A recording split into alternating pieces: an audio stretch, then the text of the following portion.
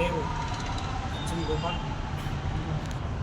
నేను మాలల చేసి మహబూబ్నగర్ జిల్లా కన్వీనర్. ముఖ్యంగా ఈ రాష్ట్ర గవర్నమెంటు ఏదైతే వర్గీకరణ మీద వైఖరి ఉందో మొదట దాన్ని మార్చుకోవాలని చెప్పి మేము గట్టిగా సూచిస్తూ ఉన్నాం. ముఖ్యమంత్రి గారు ఈ నెల మాదిగ సోదరుల సభకు వెళ్ళి ఒక వారం రోజుల్లోనే మేము వర్గీకరణ చేస్తామని అనడాన్ని తీవ్రంగా ఖండిస్తూ ఉన్నాం. ఏకపక్ష నిర్ణయాలు ముఖ్యమంత్రి గారు మీరు ఒక పార్టీ సూచనల కింద పనిచేస్తున్నారు. మీరొక్కరే రాజులాగా మీరు ఏదో చక్రవర్తిలాగా ఏకవాక్య నిర్ణయాలు తీసుకోవడం ఇది సబబు కాదు.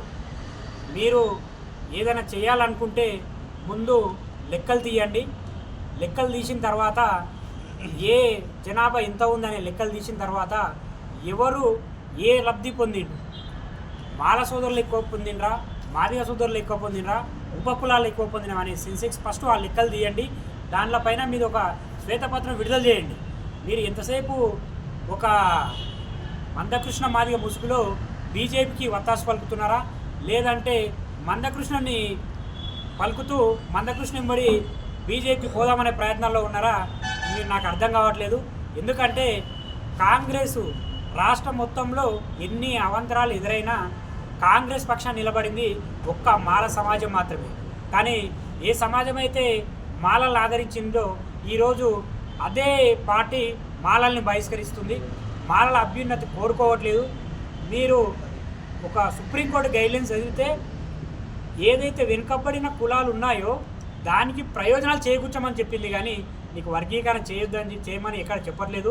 సూచించింది మాత్రమే. అది కూడా అది ఏ బేసిస్ మీద అంటే ఉపకులాలు ఏవైతే ఉన్నాయో ఆ ఉపకులాలకు ఏ లబ్ధి పొందలేదో దాన్ని లబ్ధి పొందేలా ఆ కులాలని పైకి తీసుకొచ్చేలా సూచనలు చేసింది.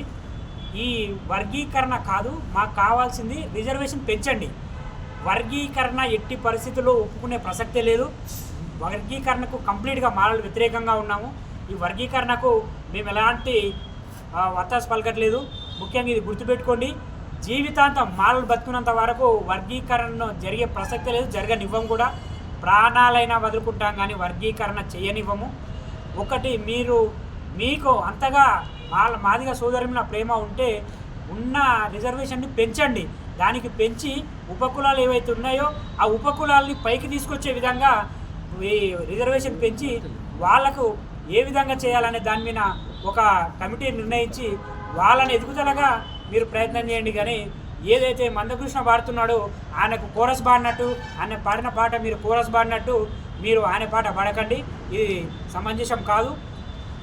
మీరు మాట్లాడిన మాటలకు ఏదైతే మీరు మొన్న మాట్లాడినో ఆ మాటలకు నిరసనగా మేము ఈ నెల 19 తారీఖు నాడు లక్షల మందితో లక్షలాదిగా అసెంబ్లీ ముట్టడిస్తాం. అసెంబ్లీ ముట్టడితో మా సత్తా కూడా చాటుతామని చెప్పి ఈ విధంగా తెలియజేసుకుంటూ ముగిస్తున్నా. జై మాల.